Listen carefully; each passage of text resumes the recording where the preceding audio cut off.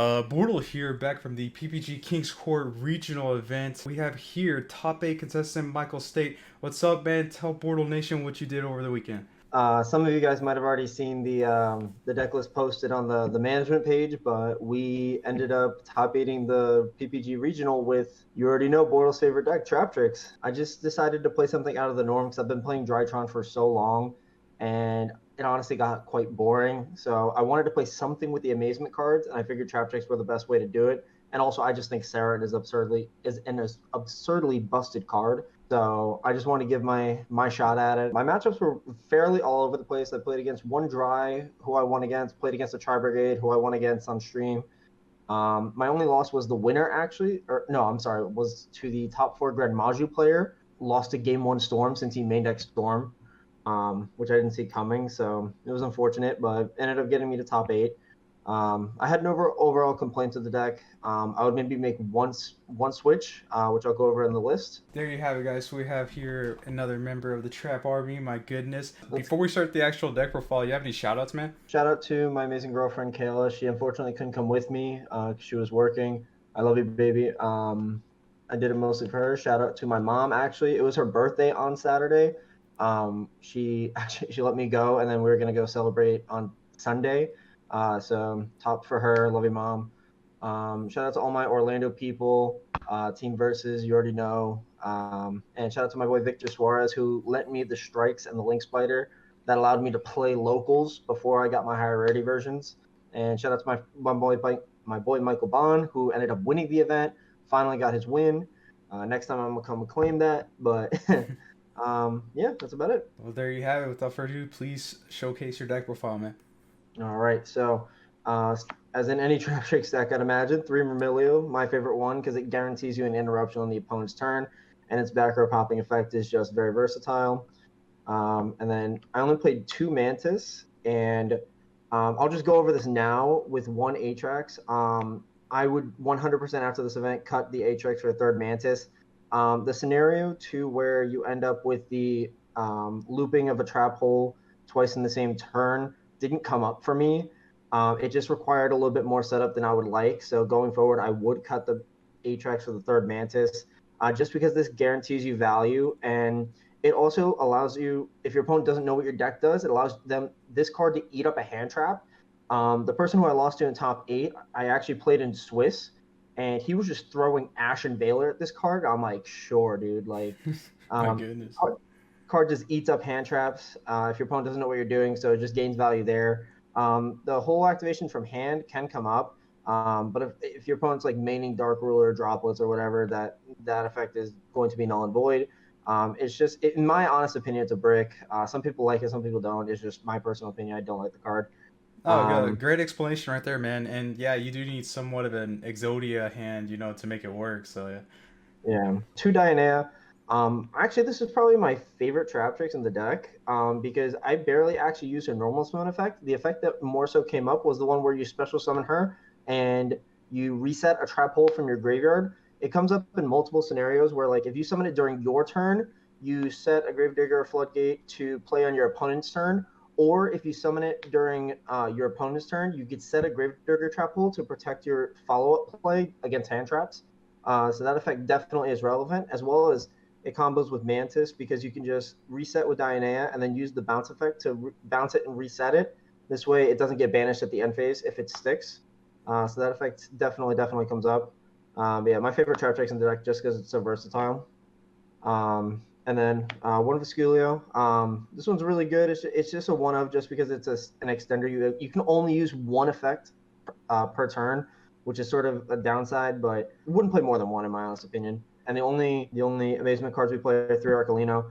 I'm not a fan of Comica, just for the fact that I would want my normal summon to be a Traptrix monster 100% of the time. Like, if you don't see Sarah, you're going to have a very hard time, especially against the top contender decks like Tri Brigade and Drytron. So I wanted to max out on this, so I opened it with a trap card, because the Book of Moon effect from the trap is just really, really good. This card just does what Multi-Faker wants to do. It pops cards, it Book of Moons monsters, it can search for another copy of itself, it responds to a trap, it puts a big body on board. It's just an unreal card in this deck. and is honestly the main point as to why I wanted to play the deck. And then 3 Exceed. There shouldn't be any explanation to this card, but I do see some lists. When I tell you I did so much research on this deck, I looked up almost every Traptrix Amazement profile I could find, and I actually saw some people running 2 of this, which I personally don't agree with, because if you're trying to play going first, yeah, you could open multiple of these, but that honestly doesn't matter, because if you're able to summon Rafflesia or rank 4 going first, you're just in so much of a better position. So I'd rather just max it on the card, try to see it as much as possible, than complain about drawing 2. At least you see the card. So I'd rather just max it out, see it in a higher percentage of my hands, rather than not seeing it while only playing 2. And then the only monster hand trap I played, 3D Shifter. I think this card is unreal. It sets up so many plays to where if you draw it even going first, you can just activate it and then play, and your opponent still has to deal with the Macrocosmos on their turn. So it's literally good going first or second if you open it. And some people complain, oh, if you see it past turn 1, it's dead. I mean, that's true, but that's also true about 90% of the hand traps. If you see it as your 6th card, that 6th card wasn't going to be irrelevant unless it was imperm or evenly matched, which I actually was maining evenly matched before maining this card. It's just so versatile, and actually it's really good against the Dogmatic Invoke decks. Against my round 3 opponent, he went draw, standby, main, and he activated Invocation off rip. Oh, man. So I changed Shifter, and he banished 2 Shaddolls and an Invocation, and I won that game 100%. This card is just absolutely dumb. My favorite hand trap.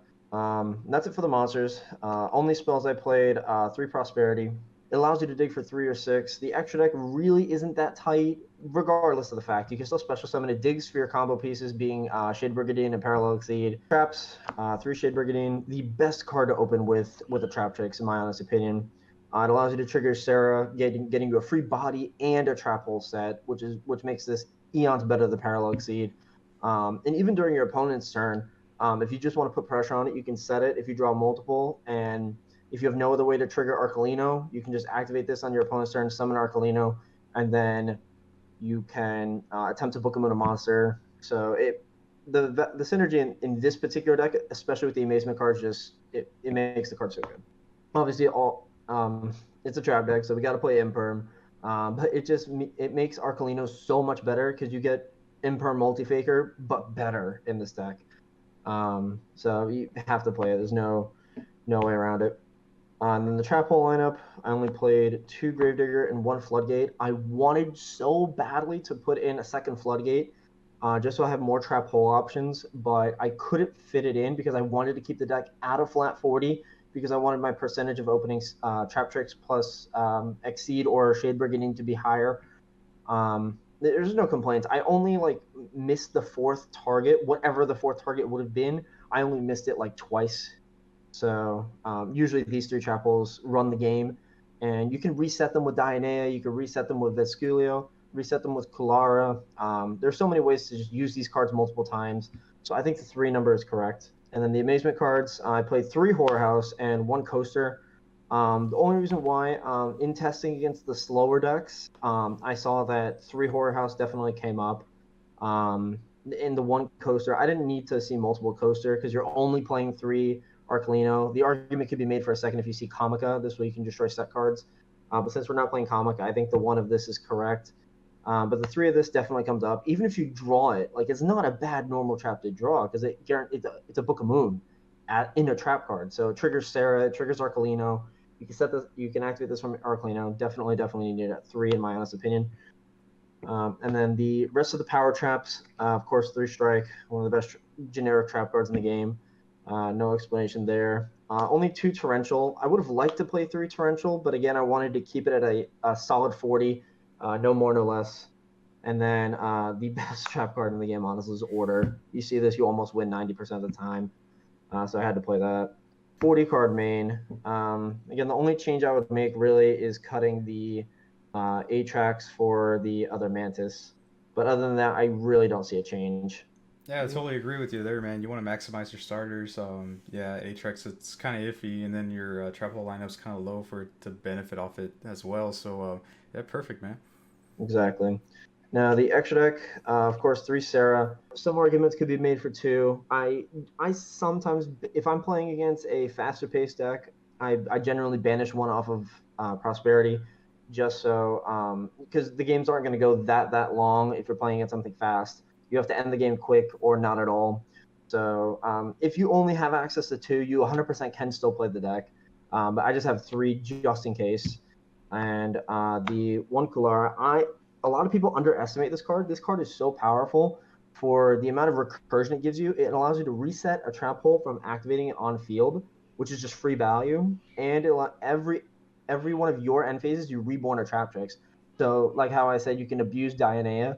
You can just reborn Dianea and reset another trap hole, and it's just free value. And it allows you to link climb later in the game.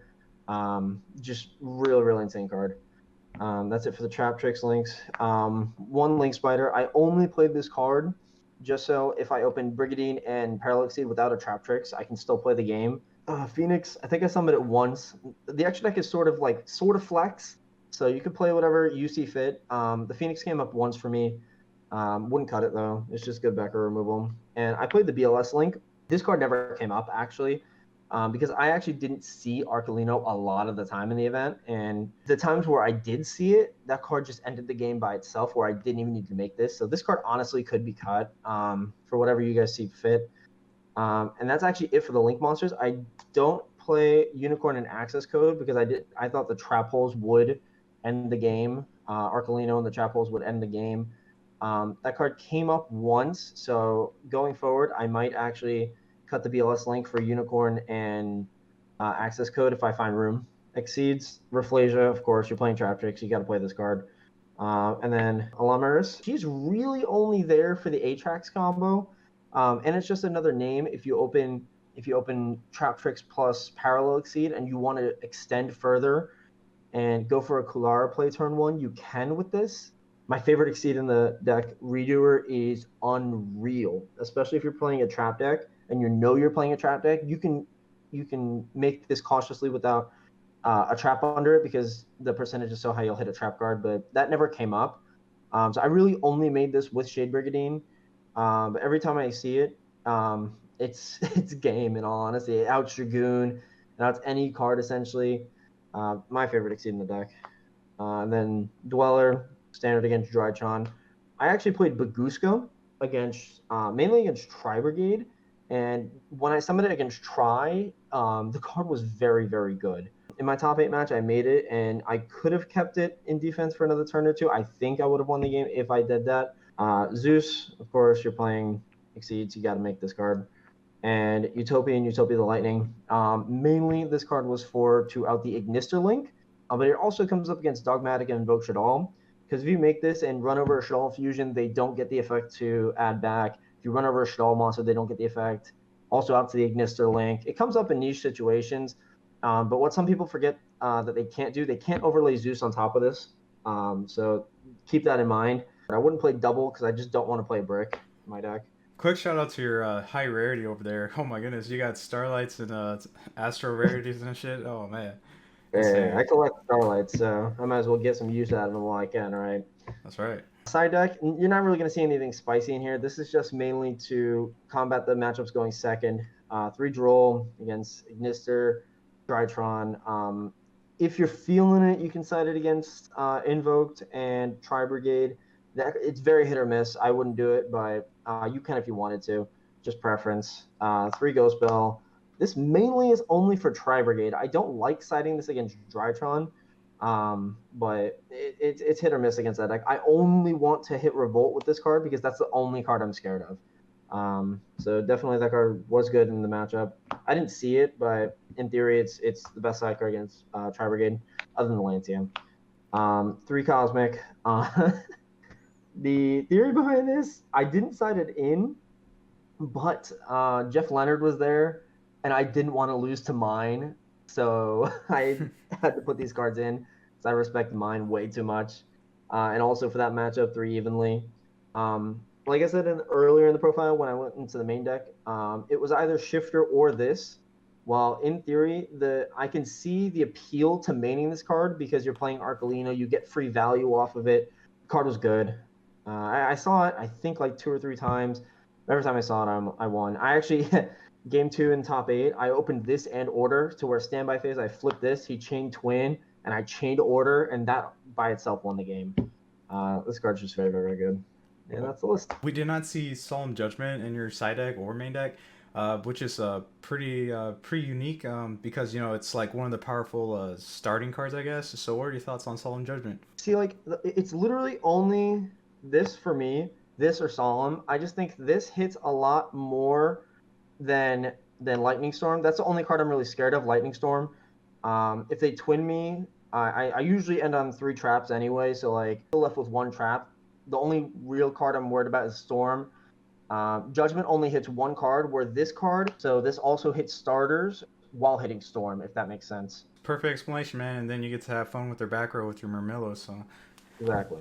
And it also, this card also is just insane against Striker. I would not side Judgment against Striker, because their deck has a lot of a better grind game than my deck. So this card just definitely counteracts their deck, and I can just Murmillo pop everything they have. So there's another reason why, because Striker down south is very, very popular. Of course, I didn't play any, but who knows? and again, man, congrats on your top 8 at PPG's regional event. Hopefully, we'll see you again soon. All right, catch you later. Yep. And listeners, if not a part of BORTLE Nation, sub for BORTLE. It's that easy and it's free. Oh God, yes. BORTLE out.